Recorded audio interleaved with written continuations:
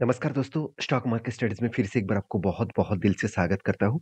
तो आज मैं फिर से आपके सामने कुछ इम्पोर्टेंस कंपनी का अपडेट शेयर करने वाला हूँ। तो वीडियो को पूरा लास्ट तक देखिएगा और अभी तक आपने चैनल को सब्सक्राइब नहीं किया तो ज़रूर कर लीजिएगा। कंटिन्यूअसली इन्फॉर्मेशन और अपडेट्स पाने के लिए चैनल के ऊपर बने रहिएगा। तो चलो देख लेते हैं कौन-सा कंपनी है इस वीडियो के अंदर।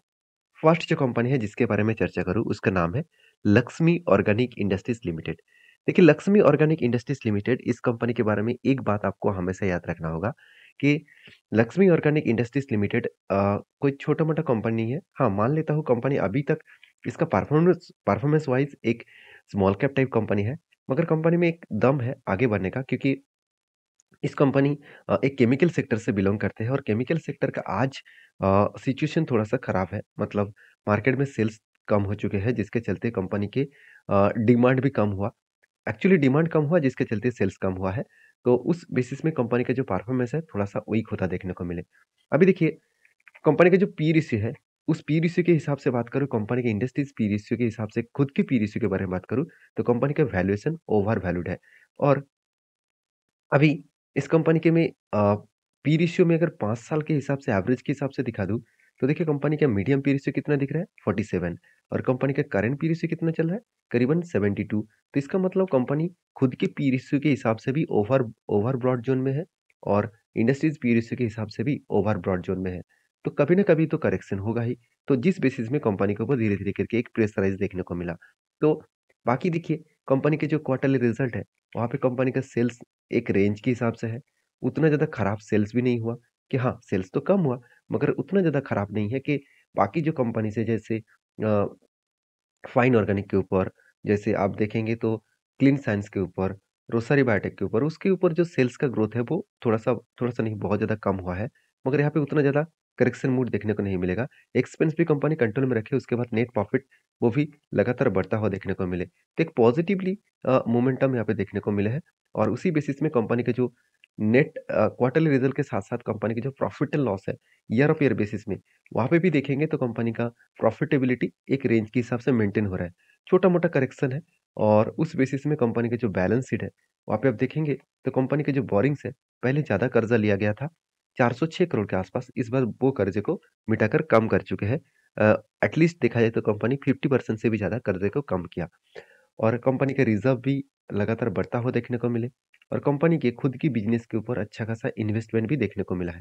ये सारे पॉइंट्स कंपनी के एक बेस्ट पॉइंट के हिसाब से माना जाएगा। तो एज़ अ इन्वेस्टर, प्रोमोटर से लेकर एफएसडीएस पब्लिक हर किसी के पास बेस्ट इन्वेस्टमेंट देखने को मिला। तो मैं ज़रूर कहूँगा इस कंपनी के ऊपर फ़ोकस रखिए, इस कंपनी के ऊपर स्टडी करके ज़रूर कुछ डिसीज़न लेने के लिए सोचिए। क्योंकि इस कंपनी की जो परफ़ॉर्मेंस है, आप यहाँ पे देखेंगे तो लास्ट कुछ फ्यू ईयर्स में जैसे 10 साल, एक्चुअली कंपनी 3 साल से ज़्यादा नहीं हुआ, तो 3 साल में 100% रिटर्न दिया। बाकी जो करंट 1 साल के रिटर्न है, वो नेगेटिव है। क्यों नेगेटिव है? क्योंकि इस टाइम कम पूरा का पूरा केमिकल सेक्टर का हालत खराब है। तो रही बात चार्ट पैटर्न्स का, तो चार्ट पैटर्न्स देखिए कंटिन्यूअसली इस कंपनी के ऊपर एक लंबा-सा जर्नी देखने को मिला। अगर मैं जर्नी लेवल के बारे में बात करूँ, तो जब से स्टार्ट हुआ तब से लेकर एक अच्छा खासा मैसिव जंप देखने को मिला। उसके बाद देखिए धीरे-धीरे करके सेल ऑफ मोमेंटम देखने को मिला। एक स्ट्रांगली क्या बना था? एक स्ट्रांगली रेजिस्टेंस बना था। उस रेजिस्टेंस को फाइनली ब्रेक किया और उसके बाद ऊपर भी गए और यहाँ पे क्या बना? शोल्डर कफ, उसके बाद हेड बना, उसके बाद मैं इंतज़ार कर रहा हूँ और एक शोल्डर बनने का।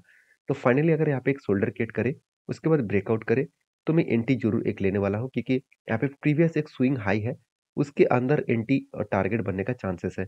तो जब ब्रेकआउट होगा तब मैं आपके साथ ज़रूर शेयर करूँगा। नेक्स्ट जो कंपनी है उसका नाम है जियो फाइनेंशियल सर्विसेज़ लिमिटेड।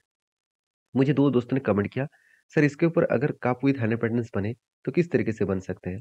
देखिए पहले इस लेवल से, ये जो प्रीवियस जो यहाँ पे लेवल है, इस लेवल को छोड़ दीजिए। यहाँ पे जो लेवल्स है, यहाँ पे क्या बनेगा, इस तरीके से एक कप बनेगा और यहाँ से रिवर्सल करके अगर यहाँ पे क्लोजिंग दे, तो एक कप के साथ हैंडल पैटर्न भी कंप्लीट होगा और कप के साथ हैंडल पैटर्न कंप्लीट होने के बाद एक ब्रेकआउट लेवल हो सकते हैं। तो आप कहेंगे सर यहाँ पे इतना जर्नी तो हुआ है और इसके बाद एक हैंडल भी तो बनेगा, वो देख के लग रहा होगा। मगर यहाँ पे करेक्शन क्यों हो रहा है? देखिए करेक्शन होने के पीछे जो कारण है, कंपनी का जो रिज़ल्ट है वो 2 दिन पहले आया था और रिज़ल्ट में कुछ करेक्शन देखने को मिला। जैसे सेल्स 400 करोड़ से 600 करोड़ बना था, अभी फिर से 414 करोड़ बना। यहाँ पे क्वेश्चन आएगा कि सर कंपनी का सेल्स खराब हुआ है, क्या कंपनी खराब है? मेरा क्वेश्चन का आंसर यही है कि कंपनी का अभी तक बिज़नेस ही स्टार्ट नहीं हुआ। तो यहाँ पे जो सेल्स का ग्रोथ दिख रहा है, तो ये कंपनी की आधा इनकम है। आधा इनकम मतलब मान के चलिए कंपनी किसी जगह पे इन्वेस्टमेंट करके रखे थे, उस जगह से कंपनी को डिविडेंड मिला, उस जगह से कंपनी को प्रॉफिटेबिलिटी मिला, तो जिसके कारण यहाँ पे सेल्स दिख रहा है। तो एक्चुअली कंपनी के खुद के कोई सेल्स नहीं है क्योंकि कंपनी अभी तक बिज़नेस स्टार्ट ही नहीं किया। तो आप कहेंगे सर कैसे पता चलेगा कि बिज़नेस स्टार्ट हो चुके हैं? तो आपको कुछ भी नहीं करना है, आपको यहाँ पे पी रेशियो को चेक करना है। पी रेशियो जब एडजस्टमेंट हो जाएगा तो सोच लीजिएगा कंपनी का बिज़नेस स्टार्ट हो चुके हैं और उसके साथ-साथ अर्निंग पर शेयर भी आपको देखने को मिल जाएगा।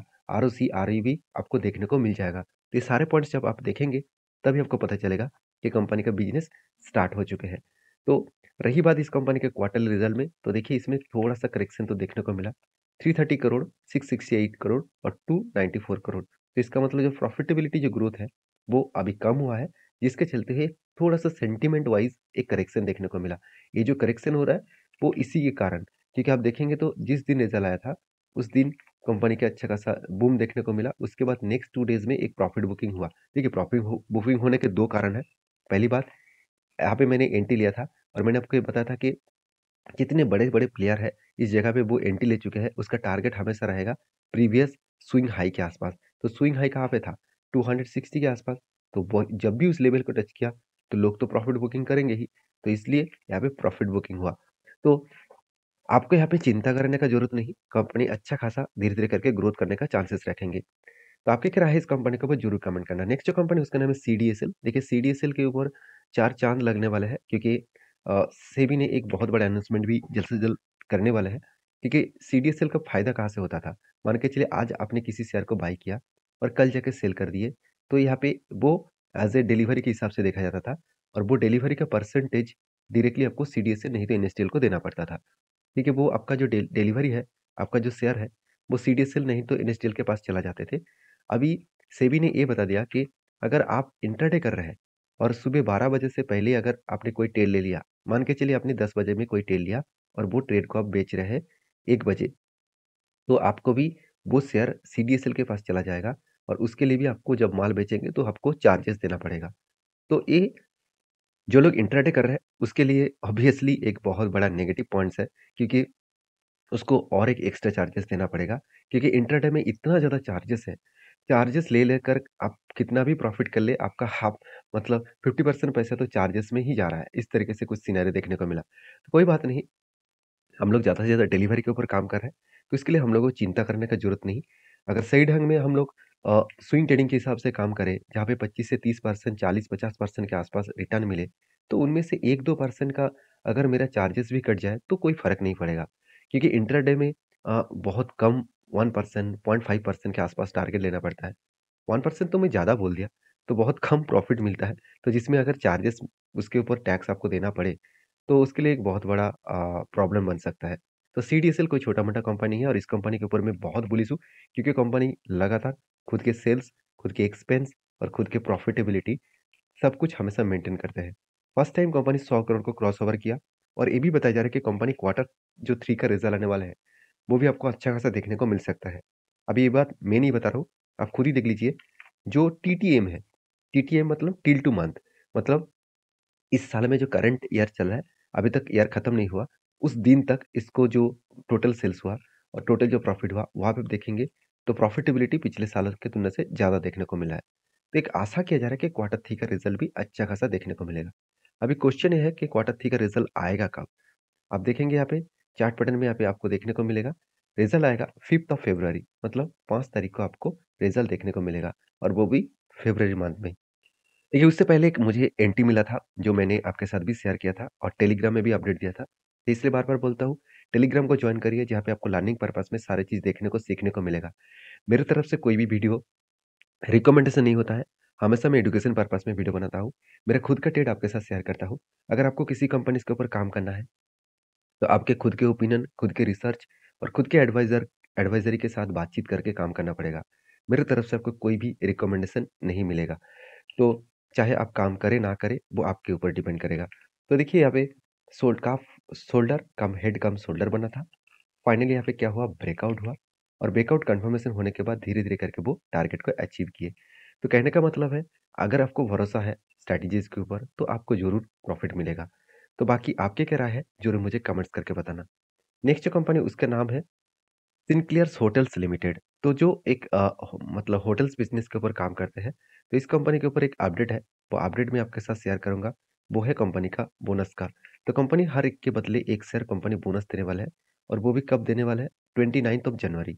तो जो लोग बोनस के शौकीन हैं, तो उसके लिए मैं ज़रूर कहूँगा इस कंपनी के ऊपर स्टडी करिए, उसके बाद काम करिए। वीडियो में अगर जानकारी अच्छा मिले तो प्लीज़ लाइक करिए। मिलते हैं नेक्स्ट वीडियो में, तब तक के लिए धन्यवाद।